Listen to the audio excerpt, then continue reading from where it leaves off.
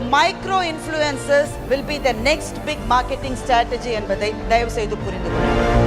ஐயோ என்னடா அது இப்படிலாம் சொல்றாங்களே, நம்மளை வெட்டி வீழ்த்துறதுக்கு இவ்வளவு பேர் பக்கத்திலே இருக்காங்களே, இப்பதான் கொஞ்சம் மூச்சு விட்டு கஷ்டப்பட்டு 1 லட்சம் சப்ஸ்கிரைபர்ஸ் சேர்த்திருக்கேன், 10 லட்சம் சப்ஸ்கிரைபரை சேர்த்திருக்கேன், என்னடா இது அதுக்குள்ள இப்படி பண்றாங்களே அப்படின்னு உங்களுக்கு வருத்தமா இருக்கா? Welcome to the party. இது எல்லாவற்றையும் நான் வாழ்க்கையில செய்யறதுக்கு பின்னாடி ஏதாவது ஒன்று பொதுவா இருக்கா அப்படின்னு பார்த்தா ஒன்னே ஒண்ணுதான். That is the power of storytelling. ஒரு கதையை எப்படி சொல்லுவது என்பதில் தான் வாழ்க்கையில எல்லா விஷயங்களினுடைய வெற்றியுமே இருக்கிறது என்பதைத்தான் நான் எப்பவுமே திரும்ப திரும்ப தெரிஞ்சிட்டு இருக்கேன். சில சமயம் அதை சரியா பண்ணி ஆமா அது கரெக்டு தான் தெரிஞ்சிட்டு இருக்கேன்.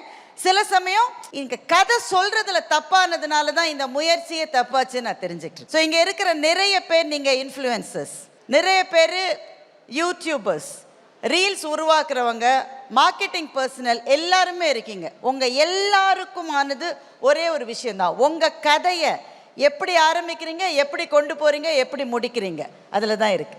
உங்களுக்கு கொடுக்கப்பட்ட நேரத்துக்குள் ஸ்டோரி எப்படி சொல்றீங்க. ஸ்டோரி டெல்லிங் தான் இந்த உலகத்தில் எல்லாவற்றுக்குமான ஆரம்பம். அரேபியன் நைட்ஸ் கதையை நிறைய பேர் நம்ம சின்ன பிள்ளையா இருந்த போது படிச்சிருப்போம். அலாவுதீனும் அற்புத விளக்கும், இந்த 40 திருடங்க வந்த கதை, இந்த கதை எல்லாத்தையுமே நம்ம படிச்சிருக்கோம். எல்லாமே அரேபியன் நைட் ஸ்டோரிஸ். இந்த அரேபியன் நைட் ஸ்டோரிஸ்க்கு பின்னாடி ஒரு கதை இருக்கு. ரொம்ப குயிக்கா அதை தான் நான் சொல்ல போறேன். இந்த கதை எப்படி வந்தது? 1001 அரேபிய இரவு கதைகள். 1001 கதையை யார் எழுதினாங்க, எப்போத்துலேருந்து எழுதினாங்க, யார் இதை சொன்னாங்க, இதுக்கு பின்னாடி ஒரு ஸ்டோரி இருக்கு. ஒரு வெஸ்டர்ன் பாலஸ்டைன் கிட்ட ஒரு அரசன், ரொம்ப ரொம்ப ரொம்ப குரூரமான ஒரு அரசன். அவனுக்கு பெண்கள் மேல பயங்கர வெறுப்பு. யார் ஏமாத்தினாங்களோ யார் கைவிட்டாங்களோ தெரியாது, ஆனா அவனுக்கு பெண்கள்னால கொஞ்சம் கூட பிடிக்காது. அவன் என்ன செஞ்சான், அவன் அரசன்றதுனால ஒரு கடுமையான உத்தரவை கொண்டு வந்தான். ஒவ்வொரு நாளும் ஒரு பெண்ணை அவன் கல்யாணம் பண்ணிப்பான். அடுத்த நாள் காலை அந்த பெண் கொல்லப்படுவாள். அவனுடைய அமைச்சர்கள் எல்லாருக்கும் என்ன வேலைன்னா, அடுத்த நாள் கல்யாணம் பண்ணுறதுக்கு பொண்ணை கூட்டிகிட்டு வரணும். பெண்கள் அந்த மாதிரி நிலைமையில் இருந்திருக்காங்க. ஒவ்வொரு நாளும் ஒரு பொண்ணு வருவா, அடுத்த நாள் காலையில் அவள் இறந்து போயிடுவாள். இந்த வேலையை செஞ்சுக்கிட்டே இருந்தால் ஊரில் பெண்கள் எப்படி இருப்பாங்க, எல்லாரும் கத்தி கதறி அடுத்த நாட்டுக்கு தப்பிச்சு ஓடி போகிறாங்க. பொண்ணே கிடைக்கல. பொண்ணு கிடைக்கலன்னா மினிஸ்டராக இருக்கிற மந்திரியாக இருக்கிறவரை அந்த அரசன் கொன்னுடுவான். ஒரு நாள் அந்த மினிஸ்டர் ரொம்ப வருத்தமாக இருந்தார்.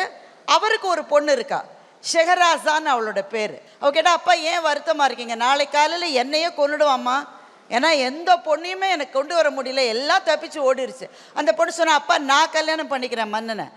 அவங்க அப்பா கதறி அழுதார், இல்லைம்மா வேணாம், நாளை காலையில் உன்னையே கொன்னுடுவான், நான் பார்த்துக்கிறேன்ப்பா, கவலைப்படாதீங்கன்னு போய் மன்னனை கல்யாணம் பண்ணிக்கிட்டா. அன்று இரவு அடுத்த நாள் காலையில் அவள் கொல்லப்படுவாள்னு அவளுக்கு தெரியும். அவள் அந்த மன்னனுக்கு ஒரு கதையை சொல்ல ஆரம்பித்தாள். அந்த கதை முக்கியமான ஒரு கட்டத்துக்கு வரப்போகுது பாருங்க. she timed it so well. அந்த கிளைமேக்ஸ் வர்ற போது பொழுது விடிஞ்சிருச்சு. அவள் கதையை நிறுத்திட்டா. ஐயோ சொல்லு, இதுக்கு மேலே தாங்க முடியல, எனக்கு சஸ்பென்ஸ் அதிகமாக இருக்குன்னு மன்னன் சொன்னான். இல்லை எப்படி என்ன நீங்கள் கொல்ல போறீங்க, நான் இதை சொல்லிட்டாக்க அந்த சஸ்பென்ஸை உடைச்சிட்டு நான் செத்த மாதிரி ஆகும், அதனால வேண்டான்னு சொல்லிட்டா. உடனே மன்னன் சொன்னா, okay I give you 1 days extension, உன்னை மட்டும் இன்னைக்கு காலையில் கொல்லாமல் நாளைக்கு காலையில் கொல்றேன், அதனால நீ உயிரோட இன்னைக்கு இருக்கலாம், இப்போ சொல்லு. கதையை முடிச்சிட்டா. ஆனால் அந்த புத்திசாலி பொண்ணு என்ன பண்ணா, 2வது கதையை ஸ்டார்ட் பண்ணிட்டா. 2வது கதையை ஆரம்பிச்சு முக்கியமான கட்டத்தில் முடிச்சிட்டா. அந்த மன்னனுக்கு சஸ்பென்ஸ் தாங்காம அவளுக்கு இன்னொரு நாள் எக்ஸ்டென்ஷன் கொடுத்தான். இப்படித்தான் தொடர்ந்து 1001 நாள், 1001 இரவுகள், 1001 ஸ்டோரிஸை அந்த பொண்ணு சொன்னான்.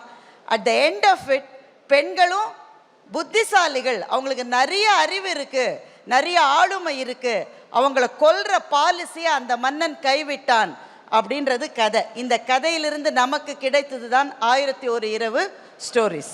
ஸோ ஒரு இன்ஃப்ளூயன்சரா, ஒரு ஸ்டோரி டெல்லரா ரொம்ப ரொம்ப உங்களுக்கு அவசியமானது ஒரு கதையை எப்படி ஆரம்பிக்கணும் எப்படி முடிக்கணுன்றது.